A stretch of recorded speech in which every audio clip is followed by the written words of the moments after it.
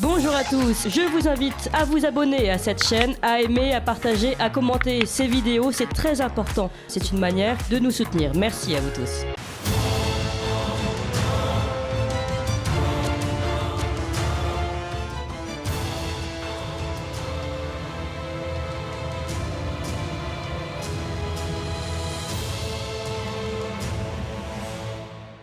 Bonjour Sophie Mageran. Bonjour Corentin. Alors on vous connaît, hein, vous êtes directrice de l'agence Odeya et puis aujourd'hui vous avez décidé de nous emmener au Liban et cette fois-ci c'est pas seulement pour une visite, c'est aussi pour une commémoration, la commémoration de l'attentat du Drakkar il y a 40 ans, c'était le 23 octobre 1983.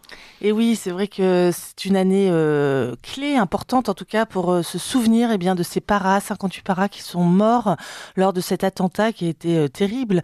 Le 23 octobre 1983, la journée avait fort mal commencé puisque juste avant que l'immeuble du Drakkar ne soit soufflé et ensevelissent ces soldats français, déjà un attentat à proximité avait touché des Marines américains puisque plus de 220 Marines avaient trouvé la mort également ce même jour un peu plus tôt. Et donc c'est l'occasion pour Odeya toujours de commémorer, de se souvenir de cette trace française dans des c'est vrai que l'attentat du Drakkar c'est quand même une tâche sombre dans l'histoire de l'armée sans doute et de cette guerre au Liban, certainement, dans ce chaudron libanais où d'ailleurs on ne sait pas précisément ce qui s'est passé, hormis que cet immeuble qui se situe à proximité de l'aéroport au sud de Beyrouth a été littéralement soufflé. C'était un immeuble de 8 étages. Il y a une charge certainement qui est arrivée dans un véhicule, on ne sait pas très bien comment. Enfin moi je n'ai pas tous les tenants et les aboutissants, mais toujours est-il qu'une charge immense qui a fait complètement souffler, qui a soufflé l'immeuble et qui l'a couché comme dans un effet domino si vous voulez. C'est très impressionnant. Les photos sont impressionnants et qui ont été finalement ces gravats le sarcophage de tous ces soldats.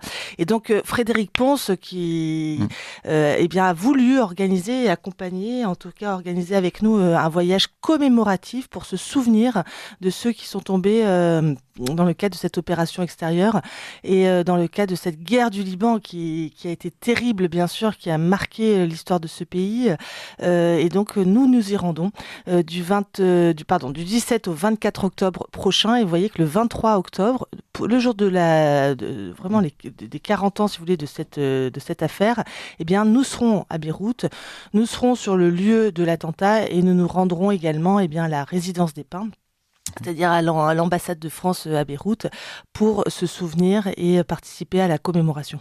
Voilà, de ces 58 Français décédés du 1er et du 9e RCP. Alors, vous restez du 17 au 24 octobre.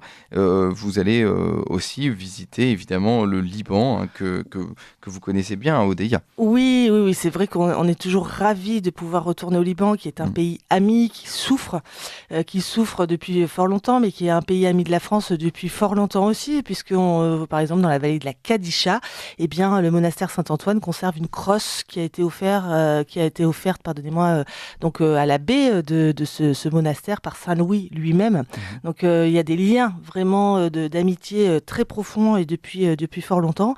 C'est un très beau programme parce qu'au Liban, de toute façon, on y retourne sans cesse et avec grand plaisir. C'est un petit pays qui a la taille d'un département français tout juste, mais à l'histoire combien ancienne. On a déjà parlé ici de ces Phéniciens qui étaient là. Tyr, Sidon, Byblos, ce sont des villes phéniciennes, mais les Phéniciens qui eux-mêmes s'appelaient les Cananéens en réalité.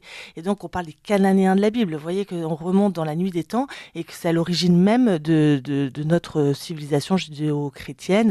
Je crois qu'on avait déjà évoqué, Corentin, me semble-t-il, le fait que la fameuse Europe provenait de cette région. Elle avait été enlevée, cette princesse de Tyr, par un taureau, c'est-à-dire Zeus transformé en taureau. Et donc voilà, tout vient d'Orient et le fait d'aller au Liban ou de retourner au Liban nous rappelle tout cela.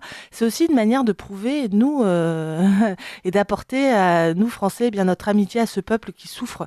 Il y a eu cette explosion sur le port de Beyrouth, donc il y a bientôt 3 ans. C'est un pays qui vit, on ne sait pas très bien comment, là, avec des difficultés économiques énormes, des difficultés politiques, bien sûr, et je crois que tout est lié. Et le fait est que les chrétiens qui sont là, qui restent encore dans ce pays, qui n'ont pas la tentation de partir, eh bien, je crois qu'il faut les soutenir. Il faut les soutenir en allant les voir. Donc, vous voyez, c'est plus qu'un voyage parce qu'il y a cette dimension de rencontre sur place avec des autorités religieuses, avec des personnes impliquées toujours dans des associations et qui font du bon boulot à la fois des chrétiens d'Orient, des Français, voilà, des Français qui sont sur place, mais aussi des Libanais qui tous les jours font un travail formidable pour aider leurs compatriotes. Et puis cette commémoration de l'attentat du Drakkar. Alors dans ce programme, il y a quelque chose de très novateur, j'ai envie de dire, c'est que on ira.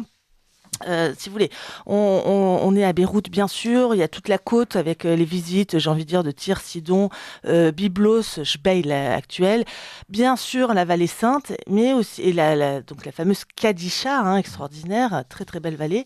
La passage obligé par Baalbek et la plaine de la Beka avec ce temple dédié à ce complexe romain, mais très oriental en réalité, parce que les Romains savaient s'adapter. Qui conserve donc toute une série de temples absolument colossaux avec des blocs de pierre, mais absolument extraordinaire. On ne saurait pas faire aujourd'hui avec sans moyens et bien transporter des blocs aussi considérables. Et puis donc la nouveauté, c'est que nous nous rendrons. Ce groupe se rendra dans le sud, pratiquement, j'ai envie de dire, à la frontière israélienne, au château, à la forteresse de Beaufort. La forteresse de Beaufort, qui est un des grands châteaux croisés de ces États latins d'Orient. Construit lors des croisades, et ce château de Beaufort qui est très impressionnant parce qu'il domine un vallon assez profond. On est tout proche d'Israël actuel, et c'est vrai que ce château de Beaufort est idéalement situé sur une falaise, donc il domine la rivière du Litani. Litani, c'est quelque chose, c'est pas une litanie, mais c'est une rivière qui a fait séparation justement pendant la guerre du Liban, lorsque les troupes d'occupation israélienne occupait la partie sud du Liban, on parlait toujours de la séparation au niveau du Litani. Voilà. Et donc, ce Litani, très, très impressionnant, très stratégique, déjà à l'époque croisée, et qui a un château croisé. Donc, c'est une forteresse colossale dans un cadre extraordinaire avec donc ce vallon là, cette vallée même profonde encaissée qu'elle domine et qu'elle protège, un très très bel endroit, et donc voilà, ça permet, si vous voulez, aussi de changer un petit peu les itinéraires, de voir d'autres choses.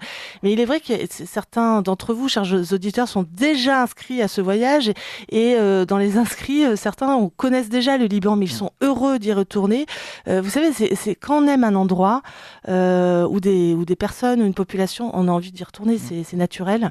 Eh bien, c'est le cas. Pour ceux qui ne connaîtraient pas le Liban, courez-y, venez. C'est un pays vraiment très, c'est un petit très pays attachant. Qu'on peut connaître très vite. On peut le connaître très vite, mais il y a néanmoins beaucoup de choses à voir, beaucoup de choses à apprendre. C'est complexe aussi, et c'est ça qui est intéressant. Mais il ne faut pas avoir peur au niveau de la sécurité. On y a toujours été, nous, au Liban. On a toujours fait partir nos groupes là depuis bientôt 15 ans. Et chaque année, il y a des groupes qui partent.